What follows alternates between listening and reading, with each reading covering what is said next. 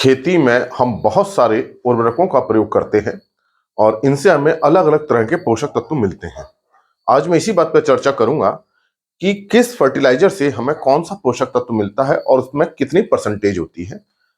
इससे पहले मैंने एक वीडियो अपलोड किया है, यही टेबल है कि ये जो फर्टिलाइजर है इनको देने का सही तरीका क्या है, बेस्ट मेथड क्या है कि बुआई के समय हम मिट्टी में दें या छिड़काव के समय दें।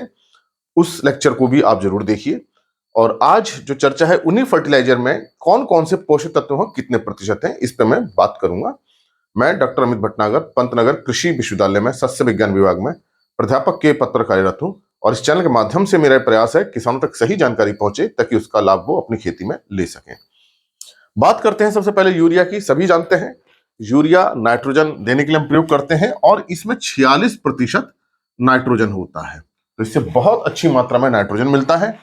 डाई अमोनियम फास्फेट, इससे हमें नाइट्रोजन और फास्फोरस दोनों तत्व मिलते हैं। इसमें हमें 18% नाइट्रोजन मिलती है और 46% फास्फोरस मिलता है। यहां मैं आपको एक बात बताऊं कि जो फर्टिलाइजर में फास्फोरस होता है उसको P2O5 के रूप में हम एक्सप्रेस करते हैं, बताते हैं, तो 46% इसमें P2O5 है। इसी तरह से पोटेशियम के लिए हम K2O बताते हैं कि कितना पोटेशियम ऑक्साइड है। यह है MOP, म्यूरेट ऑफ पोटाश। इसमें आप इसको ऐसे भी देखेंगे 0060, तो इसमें 60% K2O होता है, मतलब पोटेशियम ऑक्साइड फॉर्म में है 60%। और इसका जो केमिकल फॉर्मूला है वो है KCl, पोटेशियम क्लोराइड है, तो इसके साथ हमें क्लोराइड मिलता है। और ये जो क्लोराइड हमें मिलता है वो करीब हमें 46% मिलता है, 45-46%। अब ये जो क्लोरीन है या जो क्लोराइड है ये भी इसेंशियल है, आवश्यक पोषक तत्व है। तो इस MOP फर्टिलाइजर से हमें 2 आवश्यक पोषक तत्व मिलते हैं, पोटेशियम भी मिलता है और क्लोरीन भी मिलता है। SSP सिंगल सुपर फास्फेट, इसके बारे में बहुत किसान भाई जानते होंगे। और इससे हमें 3 तत्व मिलते हैं। 16% इसमें फास्फोरस होता है, 11% इसमें सल्फर होता है और 20% के आसपास इसमें कैल्शियम होता है। तो इससे हमें 3 आवश्यक पोषक तत्व मिलते हैं, कैल्शियम भी है, सल्फर भी है और फास्फोरस भी है। और TSP ट्रिपल सुपर फास्फेट, इसमें जो फास्फोरस की मात्रा है वो 46% फास्फोरस है और इसमें सल्फर बहुत कम होता है, 1-2% तक सल्फर होता है, लेकिन कैल्शियम अच्छी मात्रा में होता है, 15% के आसपास इसमें कैल्शियम होता है। तो TSP से हमें फास्फोरस के साथ साथ कैल्शियम भी मिलता है और कैल्शियम एक इसेंशियल पोषक तत्व और मिट्टी को भूरा रखने का ये काम करता है। तो मिट्टी की वजह से खेत में एग्रीगेशन रहता है, मिट्टी के कण आपस में जुड़े रहते हैं। NPK 12-32-16, तो देखिए कोई भी NPK का जो ग्रेड है उसका नियम यह है कि जो पहला तत्व होगा वो नाइट्रोजन होगा, दूसरा तत्व फास्फोरस P2O फॉर्म में होगा, तीसरा तत्व पोटेशियम K2O फॉर्म में होगा। तो 12-32-16 है, तो इसका मतलब इसमें 12% तो नाइट्रोजन है, 32% फास्फोरस P2O5 रूप में है और 16% पोटेशियम K2O के रूप में है। तो ये इस बात को ध्यान रखिएगा, क्रम होता है नाइट्रोजन, फास्फोरस, पोटेशियम का। SOP पोटेशियम सल्फेट के नाम से जानते हैं, या sulphate of potash, sulphate of potassium. इसमें भी 2 तत्व मिलते हैं, इसको आप 0050 के नाम से देखते होंगे। तो इसमें 50% तो पोटेशियम ऑक्साइड के रूप में है और इसमें सल्फर भी है, और सल्फर इसमें करीब 17% के आसपास इसमें सल्फर रहता है। तो देखिए सल्फर भी इसेंशियल है, तो SOP देने से हमें 2 तत्व मिलते हैं, पोटेशियम भी मिलता है और सल्फर भी मिलता है। NPK 19-19-19, अब आप समझ गए होंगे कि इसमें 19% नाइट्रोजन है, 19% फास्फोरस है, फास्फोरस P2O5 में है और 19% पोटेशियम K2O के रूप में है। NPK 052-34, ये एक्चुअली में इसमें पोटेशियम और फास्फोरस है, नाइट्रोजन इसमें नहीं है। तो इसमें 52% तो P2O5 है, देखिए आगे 0 लिखा है तो इसका मतलब इसमें नाइट्रोजन नहीं है, और 34% पोटेशियम K2O के रूप में है।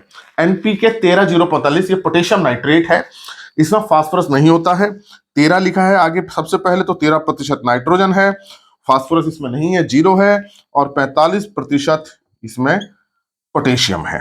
NPK 20-20-0-13, तो देखिए इसमें 13 जो है, देखिए पहला नाइट्रोजन, दूसरा फास्फोरस, 0 पोटेशियम है, 13 जो है ये सल्फर है। तो इससे हमें 3 तत्व मिल रहे हैं, 20% नाइट्रोजन मिल रही है, 20% हमें फास्फोरस P2O5 मिल रहा है, और पोटेशियम इसमें नहीं है, 0% है, लेकिन इसमें 13% सल्फर है। तो ये आपको बताया कि ये इसमें पोषक तत्व हैं। और 100 किलो देने से इतना मिलता है। प्रतिशत का मतलब यह है कि हम 100 किलो देंगे तो कितना मिलेगा, तो 46% नाइट्रोजन है, तो 100 किलो यूरिया देंगे तो 46 किलो नाइट्रोजन मिलेगी। इसी तरह से डीएपी में 18% नाइट्रोजन 46% फास्फोरस है, इसका मतलब यह है कि 100 किलो डीएपी देंगे तो 46 किलोग्राम फास्फोरस मिलेगा और 18 किलोग्राम नाइट्रोजन मिलेगा। तो प्रतिशत 100 की मात्रा को बताता है। अब बात करें जिंक सल्फेट में, देखिए दो तत्व हैं, जिंक भी है और सल्फर भी है। ये 21% वाला भी आता है और 33% वाला भी आता है। अगर 33% वाला हम जिंक लेते हैं तो इसमें सल्फर जो है 15% के आसपास होता है, और अगर 21% वाला जिंक लेते हैं तो इसमें 10% के आसपास सल्फर है। एक तो प्रतिशत ऊपर नीचे हो सकता है, ये मिनिमम अमाउंट है। तो इसमें दो ग्रेड हैं, 33 वाला और 21 वाला।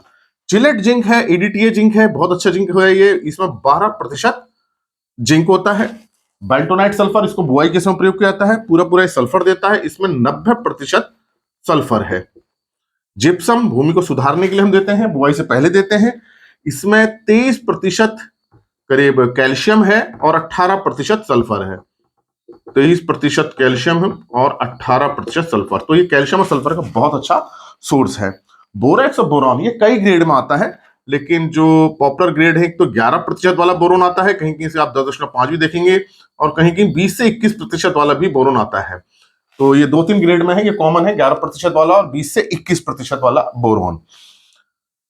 मैग्नीशियम सल्फेट में 9.5% मैग्नीशियम है और 12% सल्फर है। तो मैग्नीशियम की कमी को पूरा करने के लिए, सल्फर की कमी को पूरा करने के लिए इसका छिड़काव किया जाता है।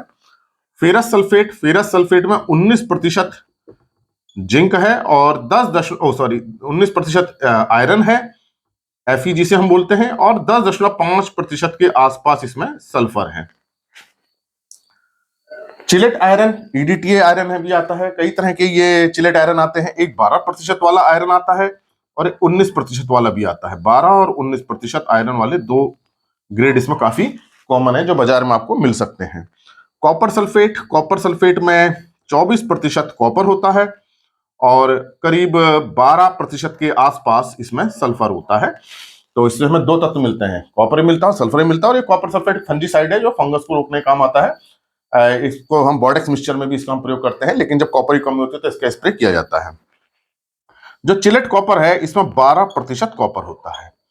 तो ये मैंने आपको बताया कि ये कौन कौन से जो कॉमन फर्टिलाइजर हैं और उसमें मुख्य कौन कौन से तत्व हैं। तो प्रतिशत मात्रा ये बता रही है कि 100 किलो देंगे तो हम इससे हमें कितना मिलेगा, इसमें मतलब कितना पोषक तत्व है। तो इस बात को ध्यान रखें, जिस तत्व की कमी हो रही है वही फर्टिलाइजर डालें, क्योंकि अधिकांश समय पता नहीं होता कि इस फर्टिलाइजर से हमें कौन सा तत्व मिलेगा, कौन सा नहीं मिलेगा, और हम सारी खाद डाल देते हैं, सारे उर्वरक डाल देते हैं। तो जिस तत्व की कमी हो रही हो केवल हमें वही तत्व हमें देना चाहिए।